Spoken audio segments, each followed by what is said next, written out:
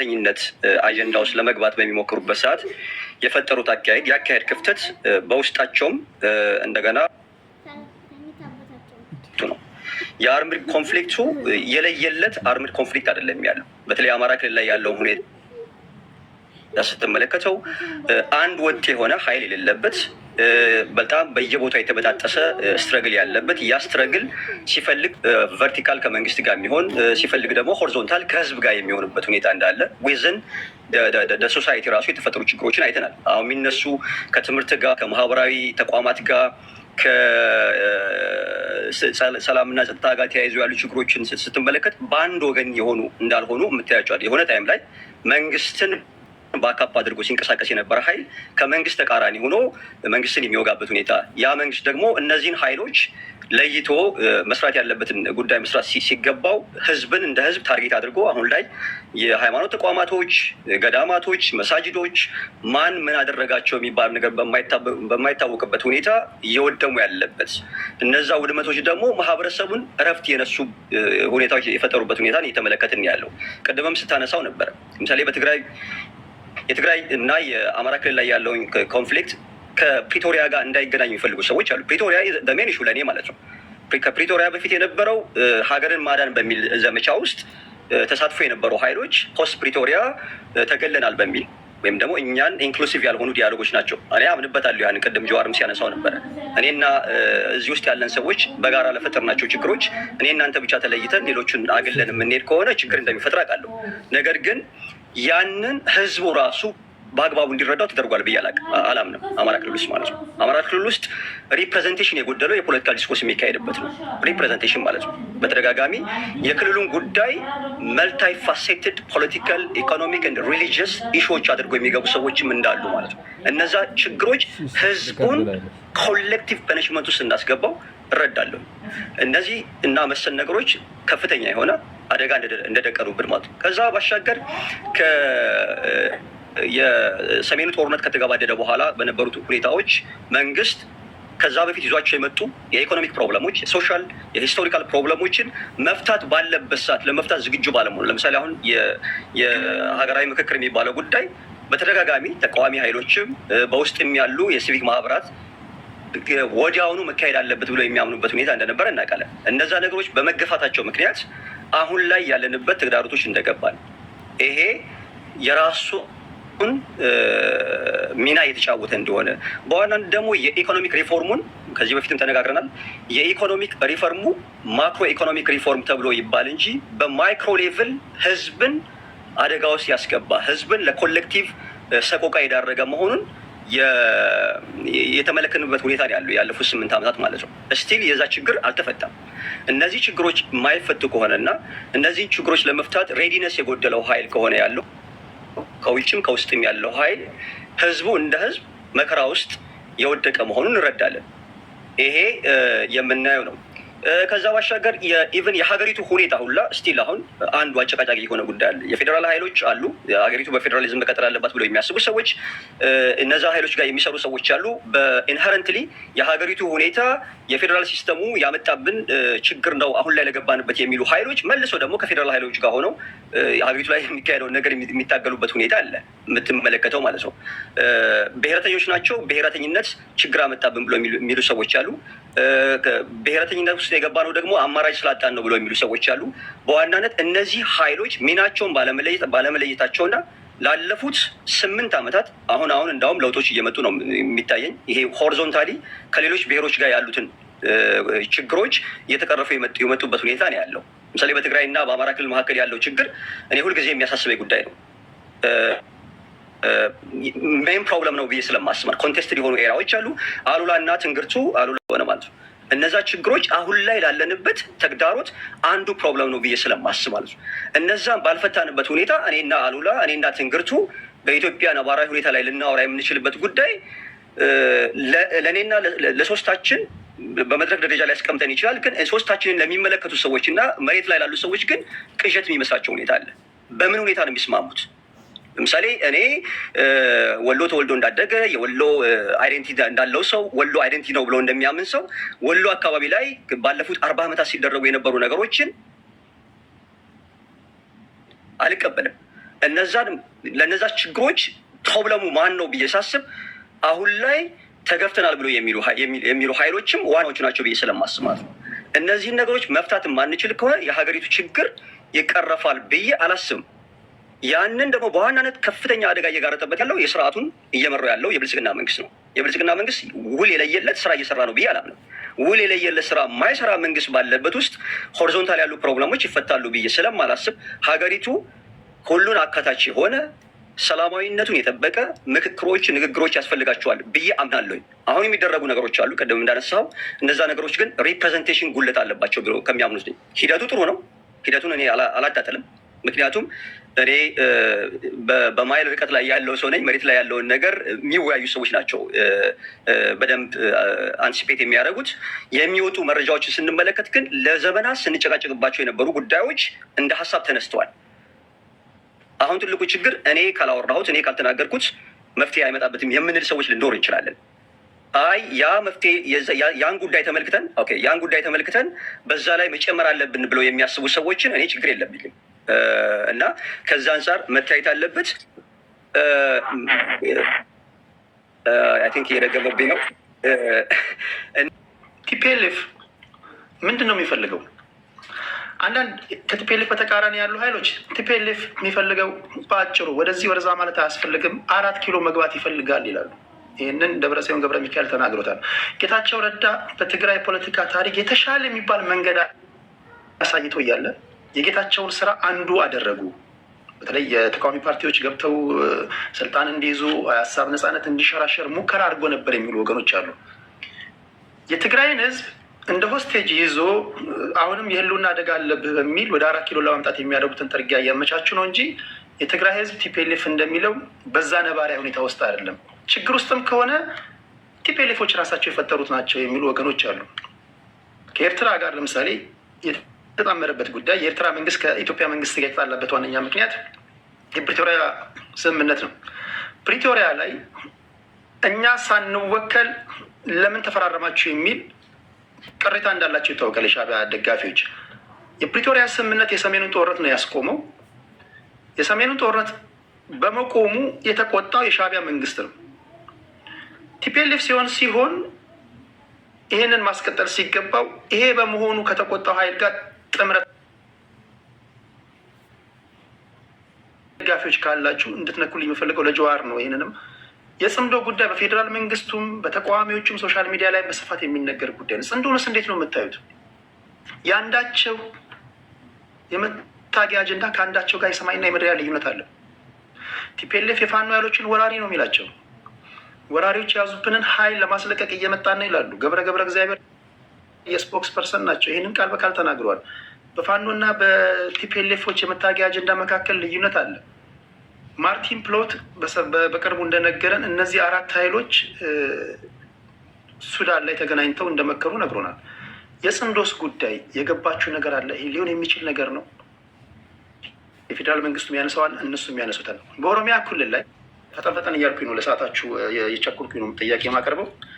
በኦሮሚያ ክልል ላይ በተደጋጋሚ የሚነሱ ጥያቄዎች አሉ። ለምሳሌ ኦነግ ሲመሰረት እንደ መታገያ አጀንዳ አድርጎ የተነሳባቸው 3 ጉዳዮች ናቸው። እኔ እስከሚገባኝ በዚህ ጉዳይ ላይ ከጃዋር ጋር እንስማማለን፣ አንከራከርም።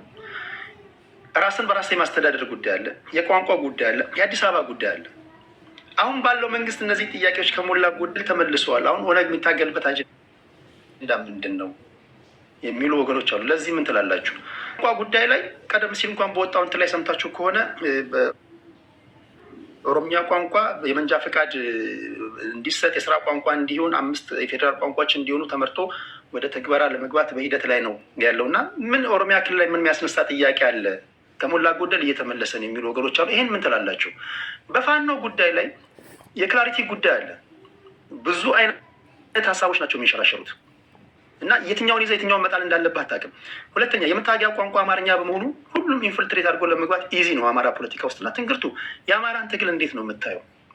ይህን ካልኩኝ በኋላ ጀዋር ጠቅላላ አድርገህ እነዚህ ያነሷቸውን ትሄድባታለህ። እናንተ ስማችሁን የጠራው ጥያቄ የወረወርኩላችሁ እናንተ እንደ የሚመቻችሁ ምላሽ ትሰጣላችሁ። አብይ አህመድ ወደ ስልጣን ከመጣ በኋላ ቀጥታ ወደ ጦርነት ነው የገባው። አብይ ላይዋጋ ወይም ደግሞ ብልጽግና ላይዋጋ የሚችልበት መንገድ ነበር። አንዳንዶች ጠቅላይ ሚኒስትር ወደ ስልጣን ሲመጡ ይሄ ጦርነት ሊመጣ እንደሚችል አስቀድመው የገመቱ አሉ።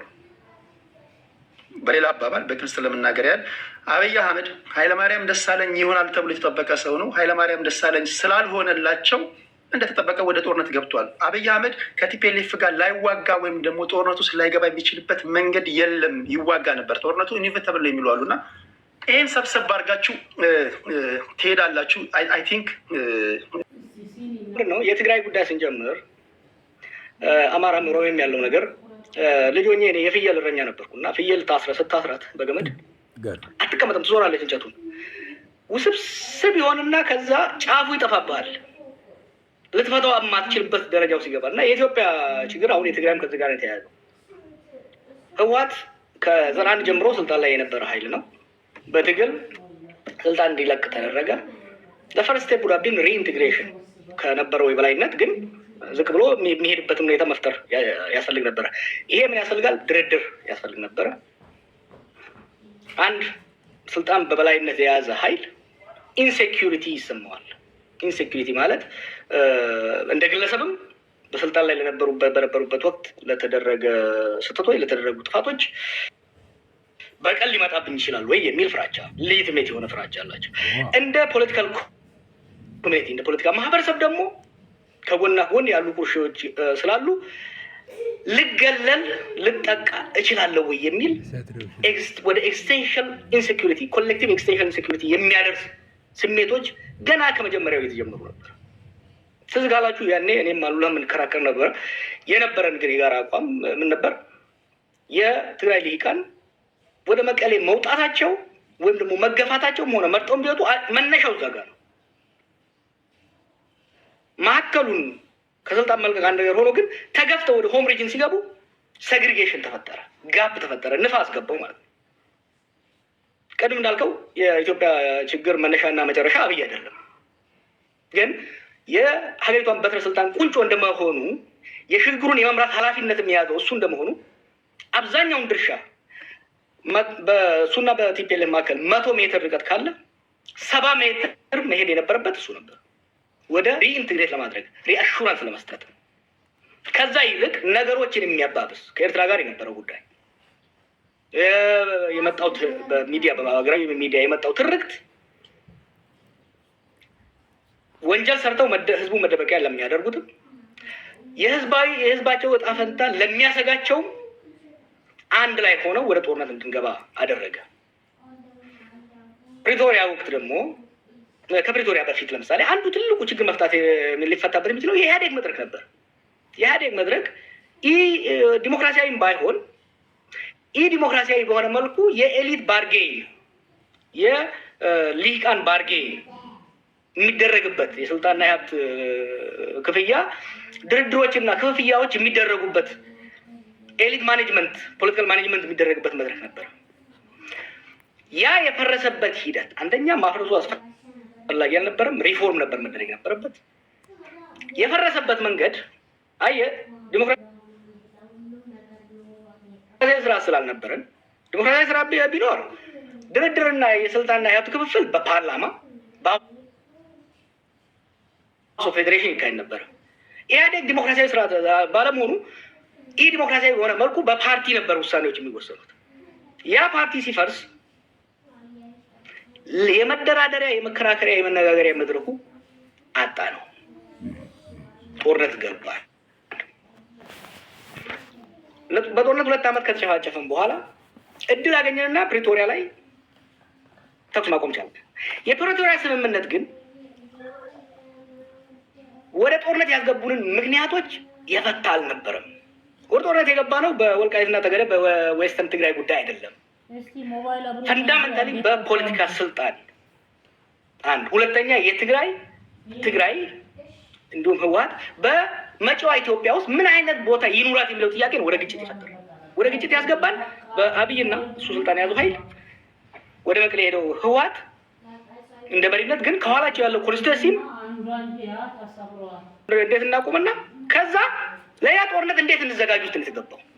ከዚህ በፊት ወደ ጦርነት ያስገቡን ችግሮች ቅድም ያልኳቸው የፖለቲካዊ ማህበራዊ ጉዳዮች፣ የሴኩሪቲ እና የስልጣን ጉዳዮች ተደራድሮ የወደፊቷ ኢትዮጵያ ውስጥ የትግራይ ቦታና የትግራይ ሊቃን ቦታ ምን ይሁን የሚለውን ከመደራደር ይልቅ ከመነጋገር ይልቅ አብይና በአዲስ የታረቁት የህወሓት ኃይሎች እንዴት ተስማምተን ኤርትራን እንውጋ ነበረ። ምን ዋሻቸው ነገር አልነበረም። አወዘራ ናይሮቢ ታው አይሆንም። አዙሪት ውስጥ ነው የምንከቱን። ሪሜምበር 2018 የዛ ጊዜ ሁለቱም ማድመጥ አልፈለጉም። ሲሚለርሊ ናይሮቢም ላይ ሀሌላ ኬለም ላይ የተሞከረው አካሄድ አንድ ጦርነት ወደ ትግራይ ጦርነት ያስገባንን ችግር ከመፍታት ይልቅ ሌላ ጦርነት የሚደረግ ነው። ሰዎች አንድ ነገር እንሸወድ። ይሄ ኤርትራ፣ ኢትዮጵያ፣ ትግራይ፣ ኦሮሞ ምናምን የምንለው ነገር ክፍሎችን ቢኖሩ ደግሞ ብዙ ሚስጥር የለንም። ዌር ዋን ኮሚኒቲ። በተለይ ደግሞ በሶሳይቲ ደረጃ ካየኸው ዌር ዋን ኮሚኒቲ ብዙም ሚስጥር አይኖርም። በአስመራና በአዲስ አበባ መካከል፣ በመቀሌና በአስመራ መካከል እኔ ሄጄ ለአሉላ ሹክ ብለው አሉላ መጥቶ ለቶላ ለገብረየስ የማይልበት ብዙ ምድር የለም። አይኖ ዚስ ፍሮም ኤክስፒሪየንስ። ናይሮቢ ላይ የተደረገው ውይይት አስመራ ወዲያ ነው የደረሰው። በሴም ቲንግ ከዛ በፊትም አዲስ አበባ ላይ፣ ጅማ ላይ ኢሳያስ እና አብይ ሲያደርጉ የነበረው መቀሌ ሲደርስ ነበር። ምን ፈጠረ? ይሄ ጥርጣሬዎችን እያባባሰ ሄደ እና ከዛ ወዲህ ደግሞ የትግራይ የውስጥ ምስቅልቅልነቱ በተወሰነ ደረጃ የአብይ ኮንትሪቢሽን የነበረበት ህወሓት ያው በጣም ጠለቅ ማለት አልፈልግም እንጂ ህወሓት ከመለስ ሞት በኋላ ህወሓትም ኢህአዴግም ክራይሲስ ውስጥ ገቡ። የዛ ውጤት ነው አንዱ። ምክንያቱም ለረጅም ጊዜ በመለስ ጭንቅላት ላይ የተመሰረተ አካሄድ ስለነበረ እሱ ሲሞት ስበቱ ሴንተሩን እየለቀቀ ነው የመጣው። እሱን የሚተካ አመራር አለማግኘታቸውም አስፈላጊ መሆኑን we have to sympathize። ዝም ብለን ህወሓት ዛሬ ያለው ህወሓት እና የዛሬ 10 ምናምን ዓመት የነበረው ህወሓት አንድ አይደለም። የፖለቲካ የስትራቴጂክ ሊደርሽፕ ችግርም ተፈጥሯል። ከዚሁ ጋር ተያይዞ የጽምዶ ጉዳይ ዛሬ ጽምዶ ይውደም ጽምዶ ይንገስ ብትል ብዙም ለውጥ አያመጣም። እንዴት ነው ወደ ጽምዶ የገባ ነው? ለእኔ ጽምዶ 2018 ነው የተጀመረው። ኢትዮጵያና ኤርትራ ወይም ደግሞ ሻዕቢያና ወያኔ 1991 ደርግ ጥለው ስልጣን ያዙ። ከዛ በኋላ ሀገራዊ ተቋማዊ ኢንስቲቱሽናል የሆነ የሁለት ሀገሮች ግንኙነት ሳይሆን የሁለት ፓርቲዎች ግንኙነት ነው ያደረጉት። ቢግ ሚስቴክ መደቆስ ላይ ያደረገ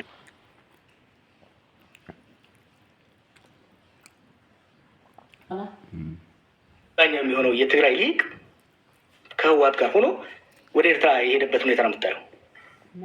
ለእኔ ጽምዶ ኢስ ዲፌንሲቭ ፓክት። የኤርትራ ኃይልም ከአዲስ አበባ ሊመጣበት የሚችለውን አቅሙ ኢኮኖሚውም ትልቅ ከሆነ ጎረቤት ሊመጣበት የሚችለውን እራሱን ለመከላከል ያደረገው ታክቲካል ነው። ጽምዶ ማለት ታክቲካል አላያንስ፣ ታክቲካል ዲፌንሲቭ አላያንስ። ይሄ አላያንስ ምንድን ነው ይዞ ሊመጣ የሚችለው? ወይ እነ ደብረጽዮን እንደሚሉት አሸንፎ አዲስ አበባ የሚገቡበት፣ ወይ አብይ እንደሚለው ሁለቱንም የሚፈረካከስበት፣ ሶስተኛው ደግሞ ለረጅም ፕሮትራክትድ ጦርነት የምንገባበት ትግል ውስጥ ነው የሚገባ። የኦሮሞ ትግል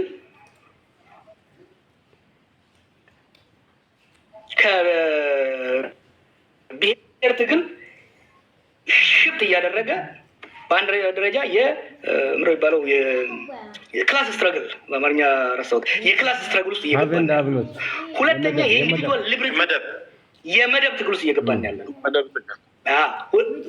አድቫንቴጅ አለው። አሁን የመደብ ትግል ውስጥ እየገባን ነው። ሁለተኛ የኢንዲቪጁዋል ሊብሬቲ ትዝ ይለኛል ከነብርሃኑ ነጋ ጋር የዛሬ 20 ምናምን ዓመት ስንከራከር የነበረው የቡድን መብት ይሻላል ይበልጣል የግል የምንለው።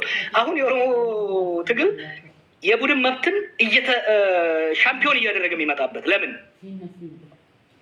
እንደ ግለሰብ እየተገደለ እንደ ግለሰብ እየተዘረፈ እየተሰቃየ ስላለ የህግ የበላይነትን የኢንዲቪጁዋል ሊብሪቲን የግሩፕ ጥያቄውን ሳይጥል እየጨመረ የሚመጣበት ሂደት አለ። ይሄ እንደ አድቫንቴጅ አየዋለሁ።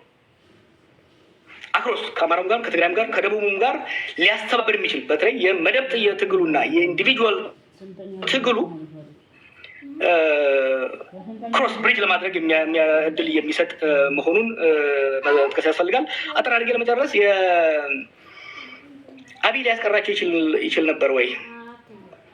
አጌን የእሱ ተቃዋሚም ቢሆን የሀገሪቷን ችግሮች በሙሉ እሱ ብቻውን ፈጠረ ማለት ፌር አይደለም። ግን የመፍትሄ ቁልፉንም ትልቁን ፕሮባብሊ 70% በሱ እጅ ነበር። እንደዛው ለችግሩን ኮንትሪቢዩት ያደረገው ትልቁን በርደን ይዞዝም ደባክስቶፕ ዙዝኒ አይደለም የሚለው ኦባማ ትልቁን ነገር ማድረግ የቻለው አብይ ሲመጣ ኃይለ ማርያም ይሆናል ብለው ጠብቀው ነበረ። ሌትስ ቢ ፌር እኔ አወዝ ዜር ይሄ ነገር ሲፈጠር አትሳሳቱ። ህወሓቶች እኔ ስታገልባቸው ነበረው ህወሓቶች መጨረሻ ላይ ሰው እንደሚለው እኮ ሙሉ በሙሉ ተሸንፈው ሳይሆን ባንኩም ታንኩም እንዳላቸው ነው። ከዚህ በላይ መሄድ ለትግራይ ህዝብም ለኢትዮጵያም አይጠቅምም የሚለው ላይ ተስማምተን ነው ማዕከላዊ ስልጣን የለቀቁት። አብይም ብቻ ሳይሆን ከኦሮሞ ሊመጣ የሚችልን ኃይል የመረጧቸው ሰዎች ነበሩ እኮ ኃይለማርያም እንዲሆኑላቸው። እነሱ ሪጀክት ስናደርግ ኢት ዋዝ ክሊር የሚመጣው ሰው ኃይለማርያም ሊሆን እንደማይችል አምነው ነው። ፕሮባብሊ ከጌታቸው አሰፋ ፋክሽን ውጭ ያለው እነ ሳሞራ እነ ስዩም እና አባይ ተቀብለው ነው ስልጣን የለቀቁት። ሰው ኃይለማርያም ይሆናል የሚል እንደዛ እናስቀጥላለን የሚለው ተስፋ በ2017 መጨረሻ አካባቢ ላይ የህወሓት የ45 ቀን ስብሰባ በኋላ ይሄ ግምገማ አልነበረም። እንዲሆንም አልተፈለገም። ከኦሮሞም ከአማራም ከደቡብም እሱ ፓፔት እንዲሆን ይፈልግ አልነበረም። ከትግራይም ይልቅ ይፈልገ ይል አልነበረም። ወደ ጦርነት ያስገባው አብይን ፓፔት የማድረግ ጉዳይ ሳይሆን የኢንሴኪሪቲ ጉዳይ ሪአሹራንስ ያስፈልገው ነበር። በስልጣን ላይ ለረጅም ጊዜ የነበረ ኃይል ስልጣን ሲለቅ በግለሰብ በቀል እንዳይመጣበት እንደ ማህበረሰብም ችግር እንዳይመጣበት ሴንተሩን ከተቆጣጠረው ኃይል ሪአሹራንስ ያስፈልገው ነበረ። አንድ ይሄን ማድረስ አልቻለም። ይሄን ብቻ ሳይሆን በኦሮሚያ ውስጥም ያለውን በአማራ ውስጥም ያለውን ሁኔታ ማኔጅ ማድረግ የሚያስችል ሁኔታ አልተፈጠረም። አንድ ብቻ መሐመድ ያለው ላይ ኮሜንት ላደርግ። መስማት የምፈልገው ነገር ስላለ ሽፈራው ቢሆን እንዲህ ሊሆን ይችል ነበር። እጩ ነበሩ። ደብረጽዮን አለ፣ ደመቀ አለ፣ ሽፈራው፣ ሽጉጤ ያለ፣ አብይ ናቸው የነበሩት መጨረሻው ላይ። ሌትሳይ ሽፈራው ሽጉጤ ቢሆን በአብይ አህመድ ቦታ አሁን የሆነው ነገር ይሆናል ብለህ ታስባለህ? ሊሆን የሚችልበት እድል አልነበረም። ሪያሊስቲክ ሆነን እንነጋገር። የዛን ጊዜ የፖለቲካ ፕሬዠሩን በግንባር ቀደም እየመራ ያለው የኦሮሞ ኃይል ነበረ። ከኦሮሞ ጀልባ ደግሞ የነበረው የአማራ ኃይል ነበረ። የእኛ ታክቲካል ቾይስ ከኢህአዴግ ውስጥ ሁለቱን ትልልቁም ብሎክ የማንቀሳቀስ ስራ ነበር። ሽፈራው የመሆን እድሉ አልነበረም። ነገር ግን ሽፈራ በሁለቱ ብሎክ ቢደገፍ ኖሮ የተሻለ ሊሰራ የሚችልበት እድል ነበር። ግን ሽፈራው የመሆን እድል ሃይፖቴቲካል ነው አንተ የጠየቀኝ። ግን ያ ሃይፖቴቲካል የመሆን እድሉ በጣም ጠባብ ነበረ። ሽፈራውን ህወሓት ቢያስቀምጠው ህወሓት ሆኖ ይቀጥላል። በሳምንቱ ይጣል ነበር። አባዱላን እኮ ፈልጎ ነበር ህወሓት። አባዱላን ቢያስቀምጠው በማግስቱ ይገለበጥ ነበር። የነበረው የለውጥ እንትን አስቸጋሪ ነበር የሚሆነው። ቴሪ የመጨረሻው ታዲያ በጦርነት ያልተገራ የሚሊተንት ማይንድ አለ። ገና ትዝ ካለ ተቃውሞ ነበር። ያስቀመጥኳቸው ክራይቴሪያዎች ነበሩ። የእሱ ፐርሶናሊቲ ተሰብ አገዛዝ ነው መተካት የፈለገው። 2018 ላይ ግን በታሪክ እየተጫኑት ሂስቶሪካል ፎርስስ የምንላቸው 9 ነገሮች አሉ። እነዛ ተደራብረው 9ኙም የተሟሉበት ሂስቶሪካል ፎርስ የምንለው የዩዝ በልጅ የወጣቶች በቁጥር መብዛት፣ የብሔረተኝነት መጋነል፣ የኢኮኖሚ ችግሮች፣ እንደዚህ የዓለም አቀፍ ሁኔታዎች አንድ ላይ ተደምረው የስቴቱ ካፓሲቲ የተመናመነበት ጊዜ ስለነበረና የህዝብ አቅም ደግሞ የተጠናከረበት ወቅት ስለሆነ አይደለም የግለሰብ አምባገነን የአንድን ፓርቲ የበላይነት ወደ አንድ ግለሰብ የመቀየር ይቅርና ያንን የአንድ ፓርቲ የበላይነት የኢህአዴግን የበላይነት እንኳን ኢንታክት አድርገህ ለማስቀጠል በጣም ከባድ ነበር። ያን ስትሞክረው ሁለት ኃይሎች ተጋጩ ማለት ነው። የአብይ አምቢሽን፣ የፖለቲካ ኃይሎቹ አምቢሽን ሲጋጭ ወደ ዲሞክራሲ መሻገርን ማቃተን ጠንካራ አምባገነን ስርዓት መገንባት አቃተንና አኖክራሲ የምንለው ዲሞክራሲያዊም ያልሆነ አምባገነናዊም ያልሆነ ዲሞክራሲያዊ ሆኖ የህዝብ ቅቡልነት የሌለው አምባገነናዊ ሆኖ የስቴት የበላይነት ያለው ኃይል ማጠራቃተንና የፓወር ሴንተሮች አሁን ቅድም መሐመድ አንስቶታል።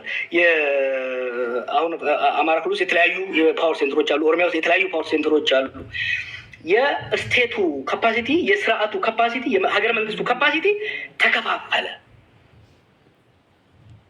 እና ያ ነው ችግር የፈጠረው።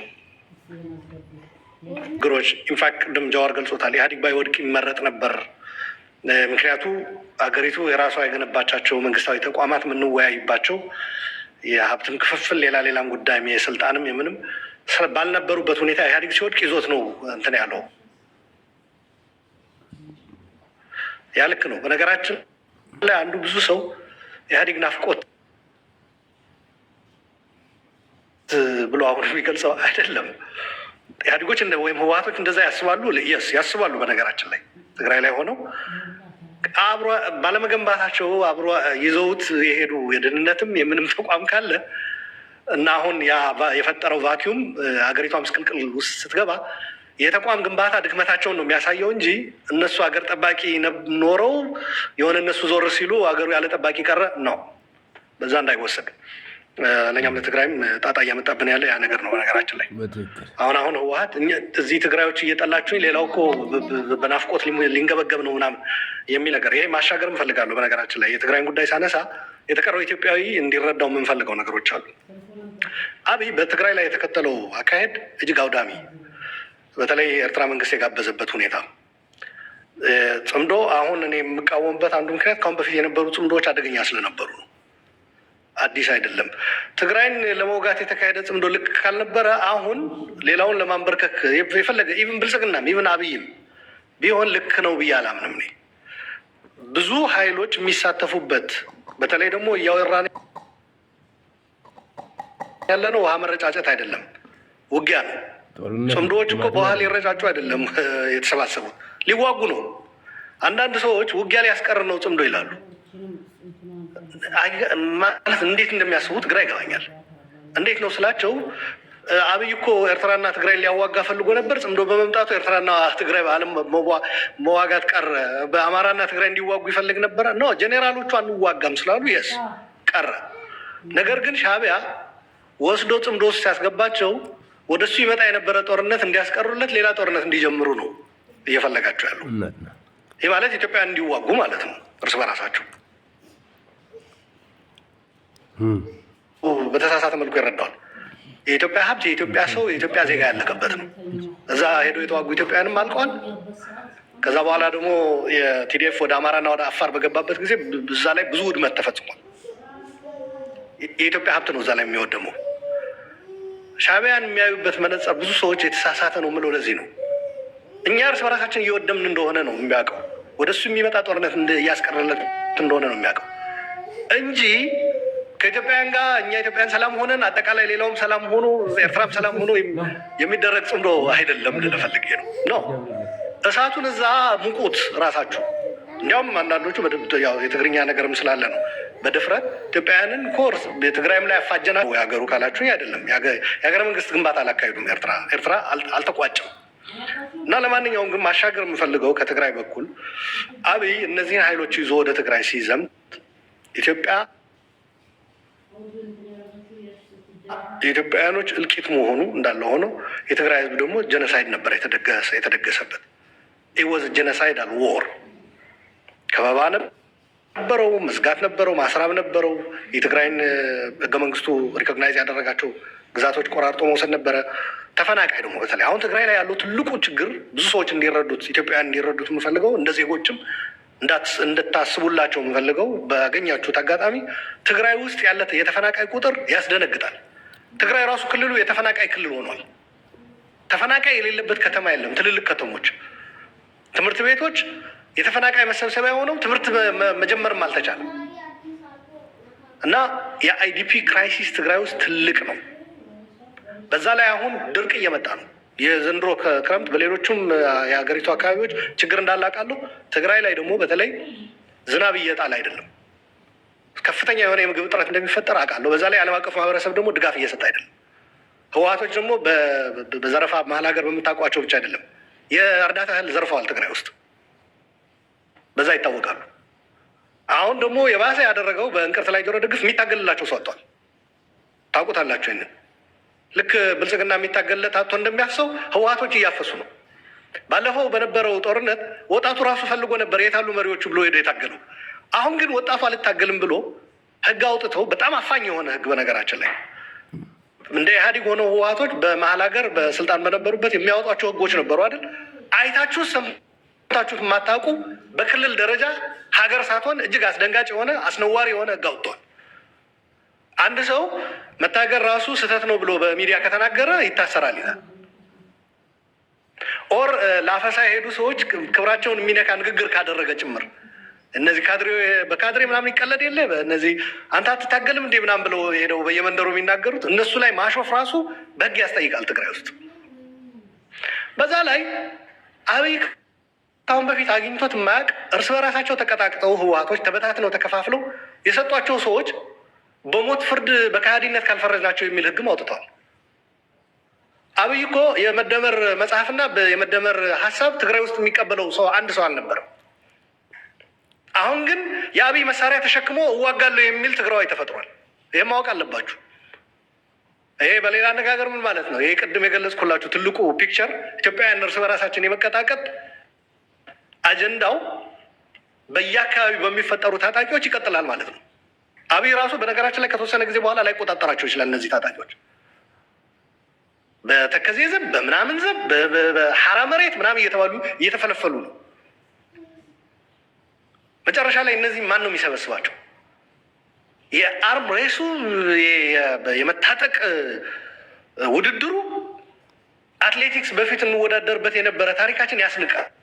አሁን ያሉ ለመታጠቅ የሚደረገው ሩጫ ሁሉም ታጥቆ መጨረሻ ላይ ምን አይነት ሀገር ነው የምንፈጥረው? እና ቲፒኤልኤፍ አንዱ እንድትረዱት አሁን ምን ይፈልጋል ብለሃል ቴዲ? ትልቅ ጥያቄ ነው። ምንድን ነው የሚፈልጉት? በነገራችን ላይ እንደ ትግራዊ ራሱ ጠይቄ መልስ የላቸውም። እንደ ኢትዮጵያዊ አጠቃላይ በሰፊው የኢትዮጵያ ፖለቲካ እንደ ትግራይ ምንድን ነው መሆን የምትፈልጉት? ለዓለም አቀፍ ማህበረሰብ ለማስረዳት ምንድን ነው የምንፈልገው የሚለው መልስ የላቸው። አሁን ሰሞኑን ፈትለወርቅ ምን ብላለች? ግዛታችን መመለስ፣ የተፈናቀለውን የህዝባችን ህልውና ማስቀጠል፣ የራስን እድል በራሴ መወሰን ሙሉ በሙሉ ማረጋገጥ ብላለች። አሁን እነዚህ ሶስቱ ነገሮች ይዘህ ወደ ጽምዶ ብትሄድ በጣም ነው የሚስቁብህ እዛ ያሉት ስብስቦች። የየትኛው ግዛት ነው ነው የሚልህ። በግዛት በኩል ስትመጣ ተፈናቃዩ ህወሓት ነው የሚልህ ኃይል ታገኛለህ። በላዩ ላይ ደግሞ የትግራይን ህልውና ለማስቀጠል የሚለው ነገር ሻዕቢያ የትግራይ ህዝብ ህልውና ማስቀጠል የሚባለው ተቀብሎ ያውቃል? እንዲህ በታሪኩ አያውቅም። ኔቨር። ስለዚህ ይሄ ለዚህ ማስረጃ የሚሆነ ደግሞ የ77 ድርቅ መንገድ አጥተው ትግራዮች በኤርትራ በኩል ሲወጡ ዘግቶ እዛው በረሃብ ይለቁ ብሎ የፈረደበት ታሪክም አለ። የማንም የሚያውቀው ነው። መጽሐፍቶች ላይ ተጽፏል።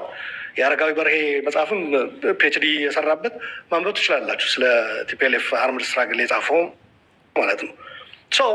ምን ልላችሁ ፈልጌ ነው፣ ይህ ሁሉ እያደረጉ ትግራይ ውስጥ የሁሉ ችግር እየፈጠሩ አሁን ግን ትግራዩ ነው እምቢ ያለን እንጂ እኛ እኮ አዲስ አበባ እየጠበቀን ነው ሰው። አሁን እዚህ ላይ የሚያሳየው ምንድን ነው? ከተፈናቃይ መመለስ ከምዕራብ ትግራይም ደቡብ ትግራይም በላይ እየፈለጉት ያሉት ወደ አዲስ አበባ መመለስ ነው። እኔ እንደ ግሌ ከጠየቀኝ ሄል ኖ ነው የምለው። በማን ህይወት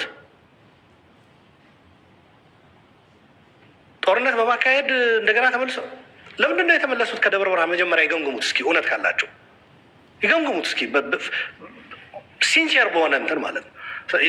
ያየው ነው ቴዲ ሰዓት እያልከኝ ነው። እጅግ በጣም ውስብስብ የሆኑ ችግሮች ትግራይ ውስጥ አሉ። ይህንን ተረዱልን። ህወሓት ከትግራዮች ጋር ባለመወያየት አዲስ አበባ በመመለስ ግን ከሌሎች ጋር ጨርሻለሁ እና እዛ አካባቢው በአዲስ አበባ ዙሪያ የሚዋጉ አሉ ከእነሱ ጋር ተቀላቅዬ እገባለሁ ነው እያለ ያለው። እኛ ደግሞ ያልን ያለ ነው መጀመሪያ ከትግራይ ጋር ተወያይ ነው። ለሌላውም ይሄ ነው የማሳልፈው። በነገራችን በየአካባቢ ያሉ እንትኖቻችን እንወያይ።